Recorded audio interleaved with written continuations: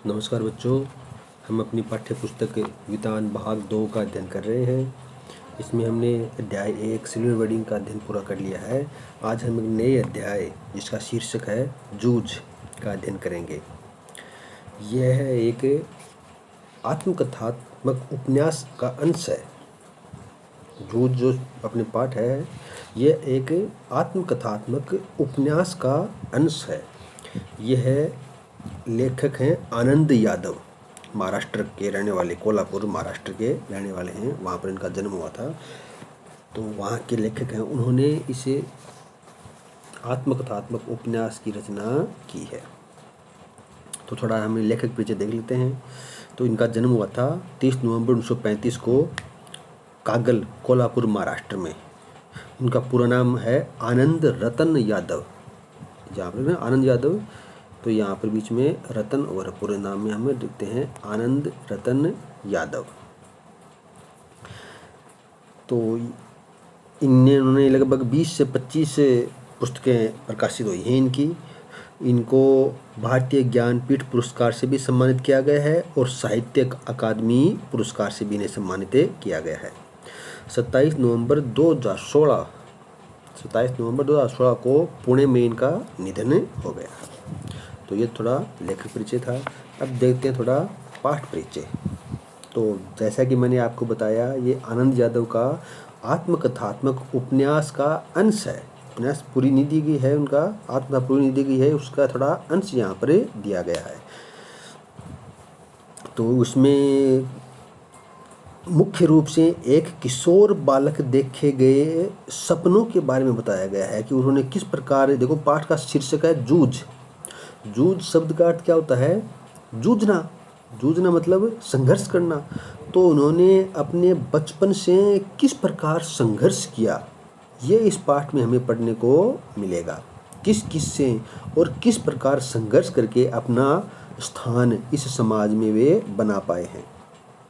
तो ये थोड़ा विद्यार्थियों के लिए भी प्रेरणा का कारण बन सकता है। विद्यार्थियों को भी ये प्रेरित कर सकता है कि किस प्रकार एक साधारण या निम्न वर्ग का बालक, निम्न मध्य वर्ग का बालक अपने जीवन से जूझते हुए अपने समाज में एक स्थान बना पाता है।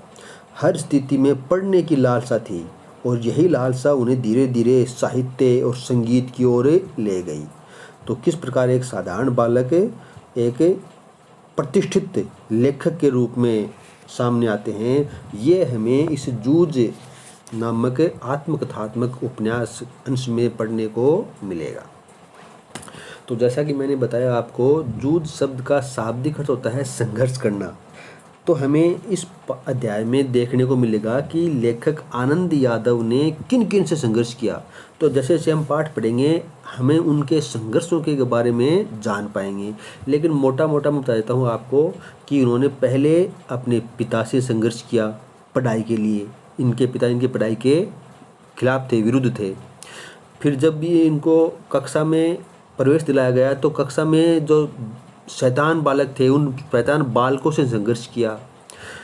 इनके पिता ने शर्त रखी थी कि विद्यालय में जाते हुए भी इनको खेती में काम करना पड़ेगा।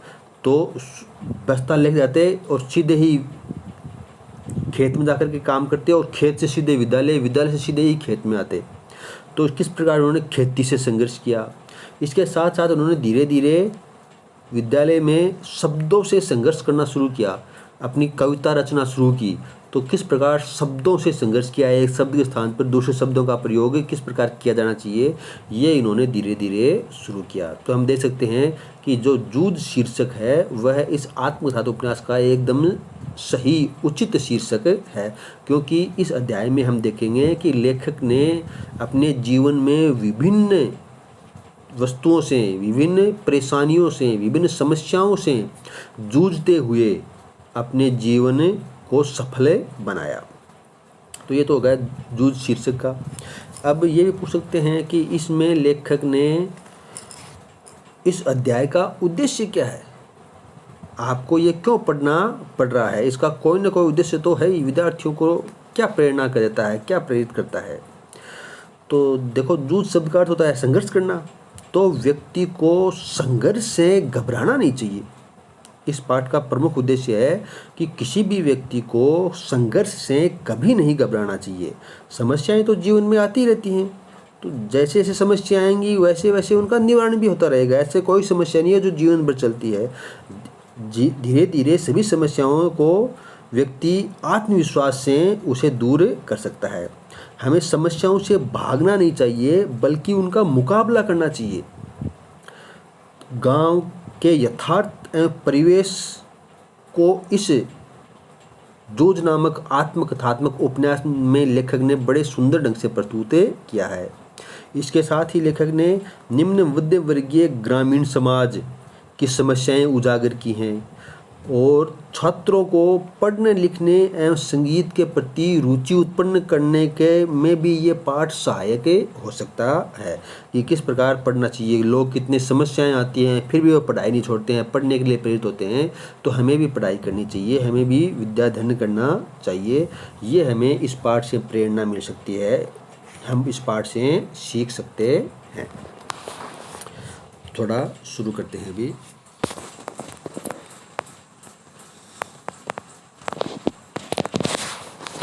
पाठशाला जाने के लिए मन तड़पता था, लेखक आनंद यादव का। क्योंकि ये आत्मकथात्मक उपन्यास है तो लेखक ने स्वयं ही अपने बारे में ही इस पाठ में हमें बताया है। लेकिन दादा के सामने खड़े होकर ये कहने की हिम्मत नहीं होती थी कि मैं पढ़ने जाऊंगा। दादा यहाँ पर किसी को गया, पिता को कहा गया है, अपने पिता को दादा कहते हैं। तो दादा के यानी अपने पिता के सामने खड़े होकर ये कहने की हिम्मत नहीं होती कि मैं पढ़ने जाऊंगा। देखो, एक बच्चा है, छोटा बालक ही है, लेकिन इसे पढ़ने की ललक है, पढ़ने की लालसा है, इच्छा है, और इसके पिता इसको पढ़ाना नहीं चाहते और ये पढ़ना चाहता है। तो अपने पिता के सामने ये कहने की हिम्मत नहीं है कि पिताजी मैं पढ़ने जाऊंगा। आज के समय में देखो तो इसके विपरीत हो रहा है।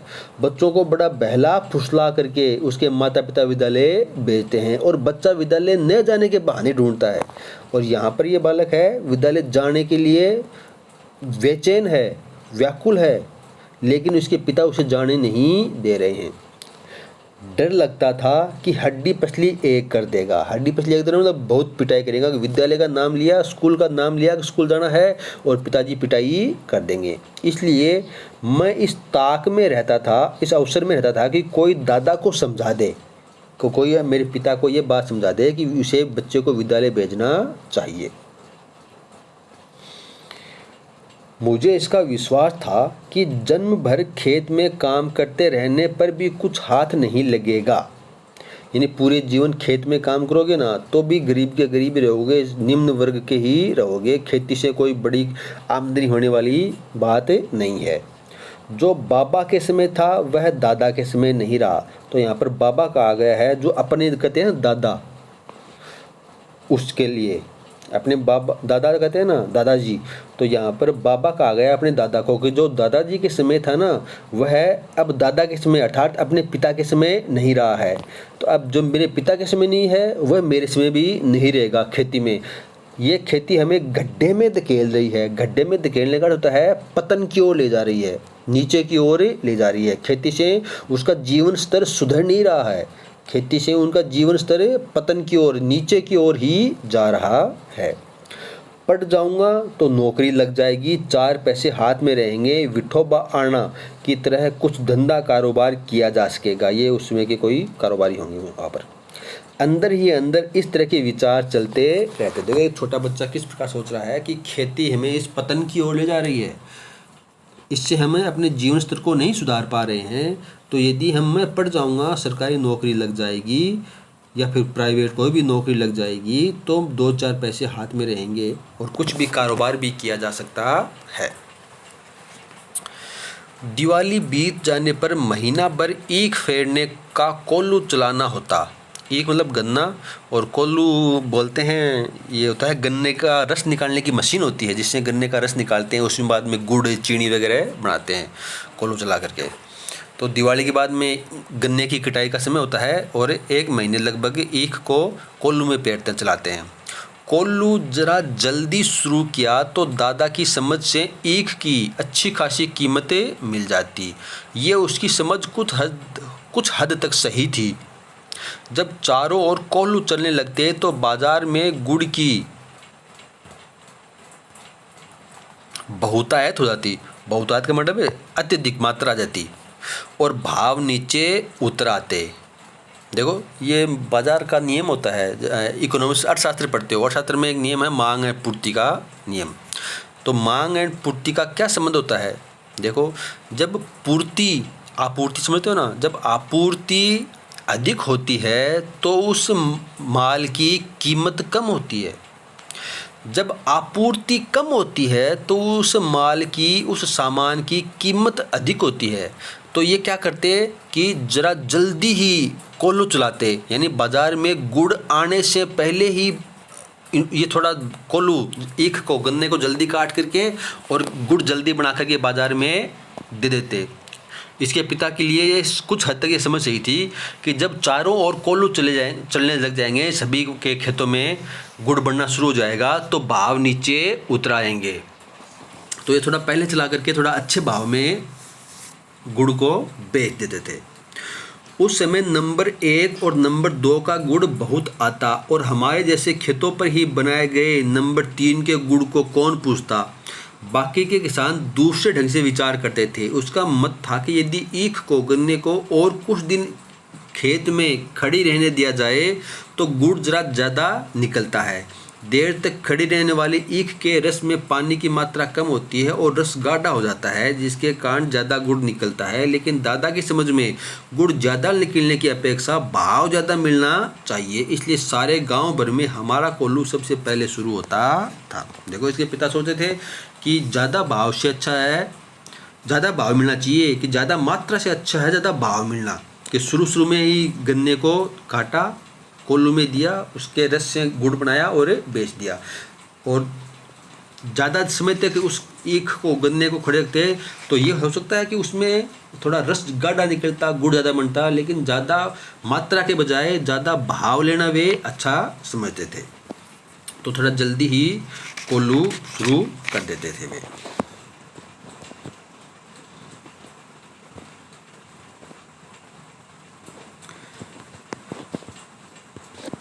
इस कारण इस वर्ष भी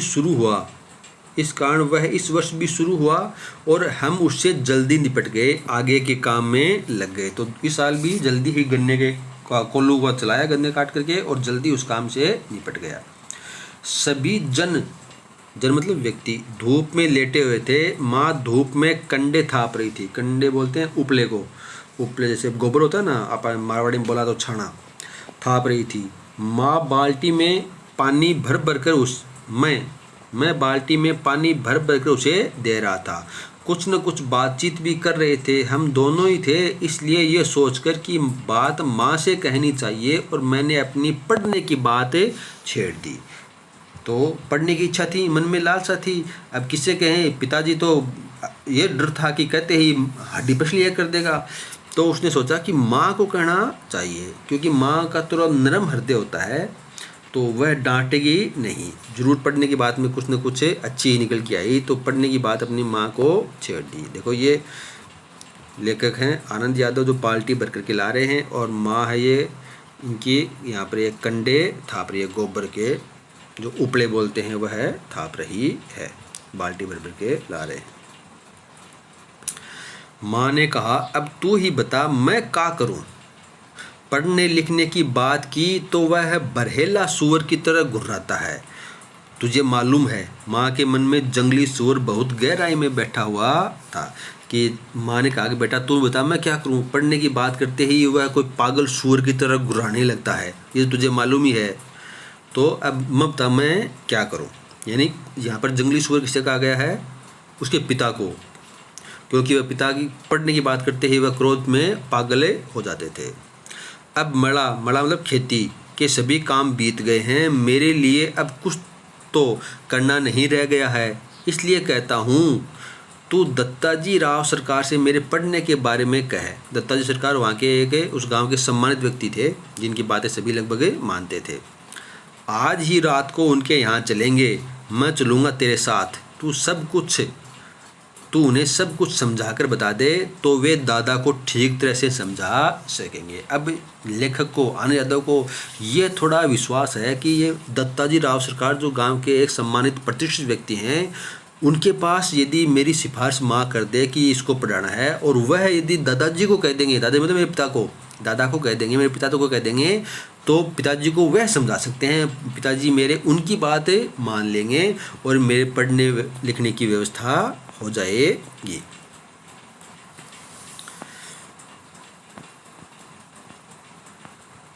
ठीक है चलेंगे। माँ ने हाँ तो की, लेकिन अंदर से माँ के स्वर में उदासी थी। पता था कि उसका पिता कहीं न कहीं आकर के क्रोधित होगा इस पढ़ने लिखने की बात पर। मुझे भी मालूम था कि इतना करने पर भी कोई लाभ नहीं होगा, लेकिन वह मेरा मन रखने के लिए जाने को तैयार हो गई। मेरी तड़पन वह समझती थी पढ़ाई के लिए। 7वीं तक पढ़ाने की उसके मन में तैयारी थी, लेकिन दादा के आगे उसका बस नहीं चलता था। तो लेखक के मन में इच्छा थी और माँ के मन में भी इच्छा थी कि बेटे को 7वीं तक तो कम से कम पढ़ाएं, लेकिन दादा यानी उसके पिता के आगे उन दोनों का ही कोई बस नहीं चलता था। लेकिन अपने पुत्र की मन को रखने के लिए उसने हाँ की कि हाँ ठीक है, दत्ताजी राव के पास शाम को चलेंगे। तो चलो आज इतना ही पढ़ते हैं, बाकी का दिन हमें कल करेंगे। नमस्कार।